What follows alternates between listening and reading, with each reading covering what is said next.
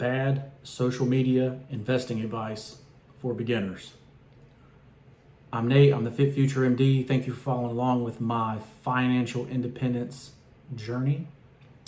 Make sure you go to Ensorsale.com and pick you up an inspirational t-shirt today if you're interested in wearing cool t-shirts that have some kind of meaning or value to them.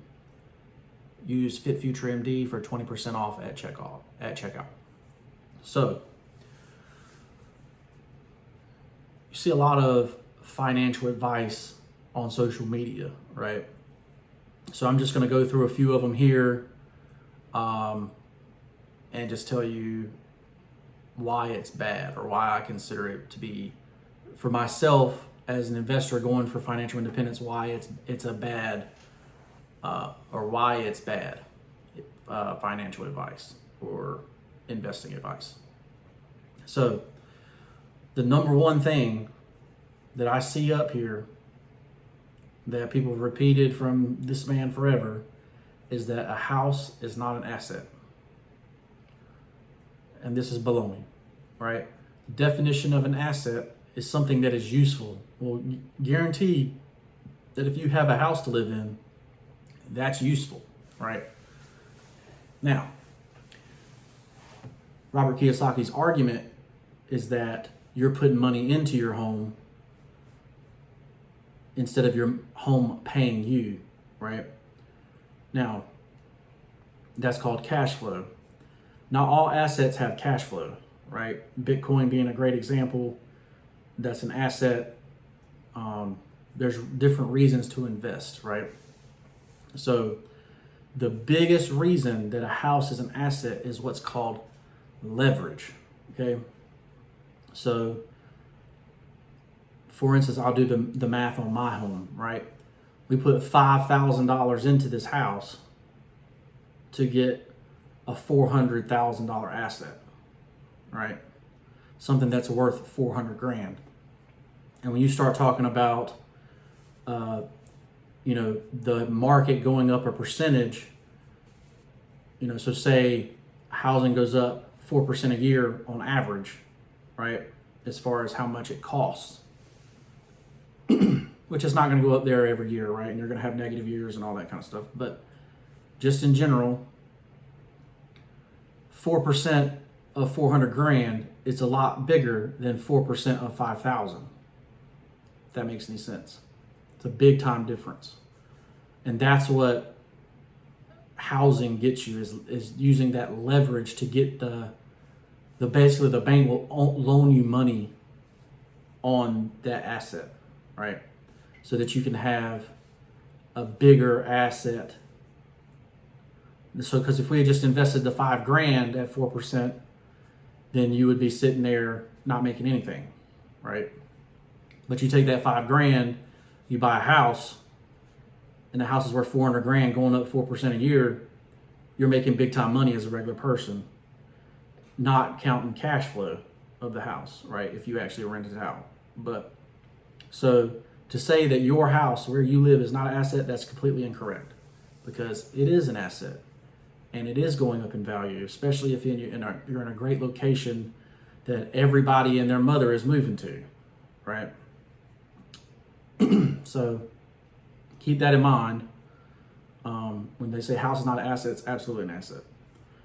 Now, Grant Cardone's going around talking about how if you start doing the math, that the math doesn't math, right? That you actually lose money even though the asset's going up. Like, no, definitely not losing any money, because number one, I'm having to live somewhere anyway, right? Rent, right? It's beneficial for him to make people renters, right? Because he is a asset owner. He owns a lot of doors. And it makes sense for him to want people to rent more. But that being said, you start throwing his math out there, there's not a place on the planet right now where I can rent a 3-bedroom, 2-bath house for under $1,000. And that's how I'm living right now. So owning a home, right? And I live in paradise. I live at the beach. So keep that in mind. So that's number one. A house is absolutely an asset. You know, learn the strategies to make it an asset, right? You're not just going to buy some random house somewhere, right? Keep that in mind. You know, a house is absolutely an asset. All right. So the second piece of advice that is absolutely incorrect is that you buy and hold forever, right? And I'll put it to you this way. Only 50 companies of the original S&P 500 are still in the S&P 500, and most of them don't even exist anymore, right? So companies have an advantage for some reason, whether it be a patent, a certain product that nobody else has. You know, some people just do it with customer service, like great customer service, but all that goes to the wayside over time. There are very few companies that you would buy and hold forever, right? Or that should be able to be held forever, right? Because you can't say for certain that it's going to be a good company forever, right?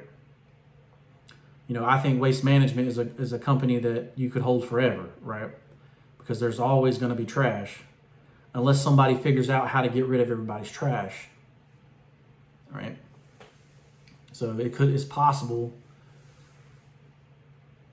that, you know, somebody comes and disrupts that company, right?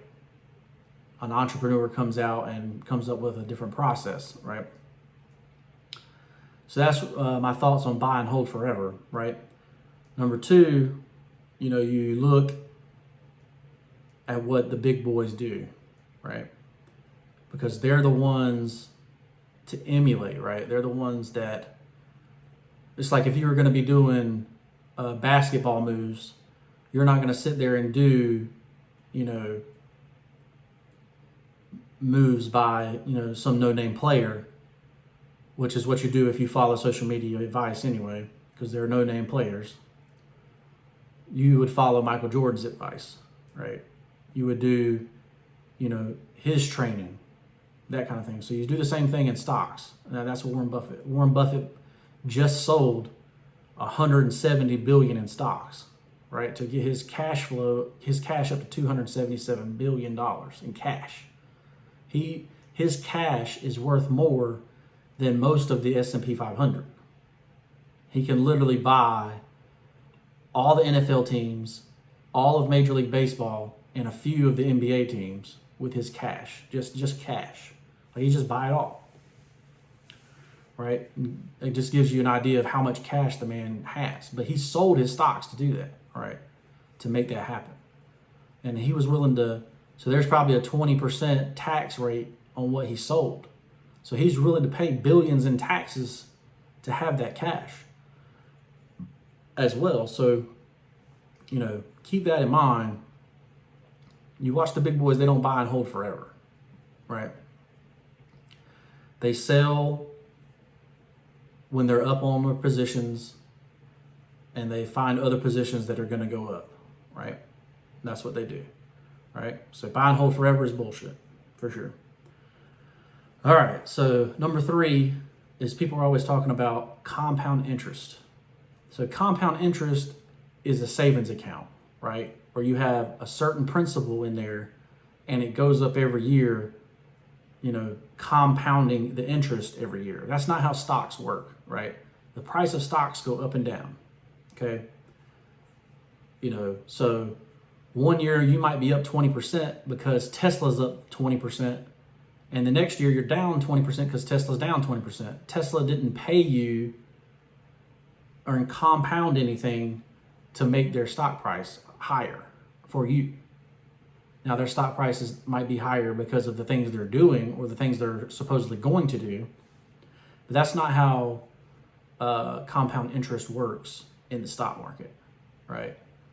Now, you can buy things that pay you, that give you cash flow, and then that might be considered compound interest, right?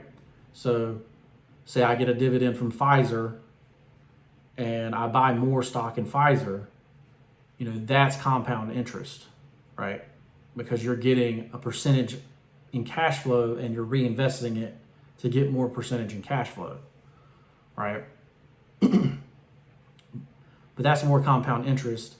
That's not necessarily stock investing based on what the price is, because your value is based on what the prices are, right?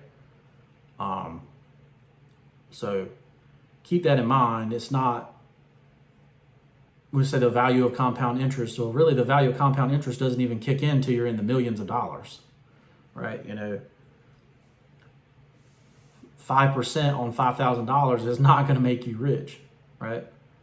You have to find assets that are going to blow up in value over time, or take advantages of short-term stock market manipulation called day trading, pattern day trading, stuff like that to get you,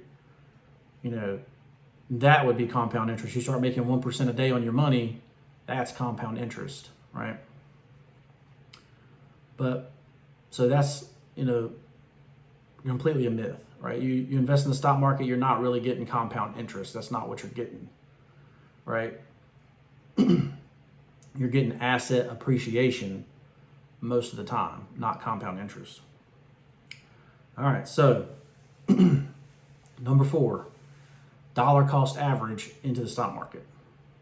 So in theory, this looks like amazing advice, right? For most people, they're not going to have a big chunk of cash to throw into the market, right?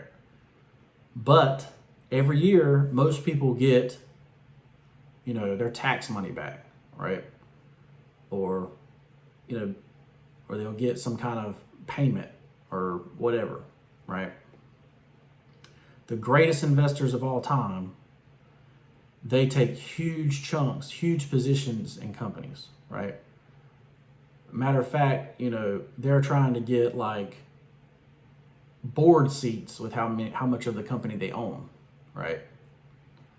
So they're not dollar cost averaging into stocks, right? Into their positions. They're buying huge chunks at a time, right? And so I do the same thing.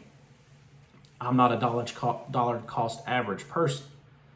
Now, that in mind, I will take a percentage and, invest for retirement as a dollar cost average, right?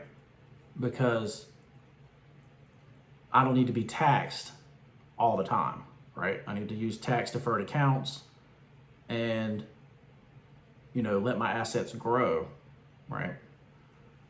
Not compound interest, but grow, like actually appreciate in value, right?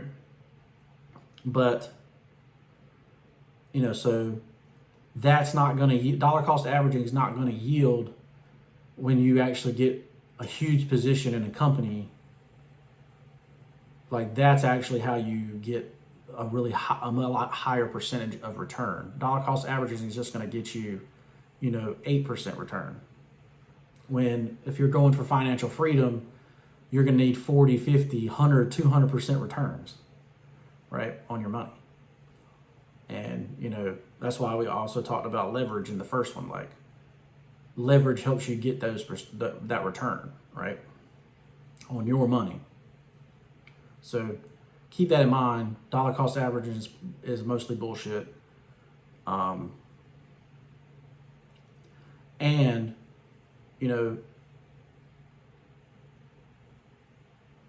I'll talk about that one in the next one, but most investors only have 10 to 20 stocks, right? Total. They're not investing in the whole stock market, right? So that's why number 5, index funds or mutual funds are stupid, right? Because the pros, that's not what they're doing. They're not investing in index funds. They're not investing in mutual funds. Honestly, it's better than doing nothing, right? Do complete diversification and, kind of make sure you never lose money. But to reach financial independence, you're definitely not going to be able to do that just with the 8% return.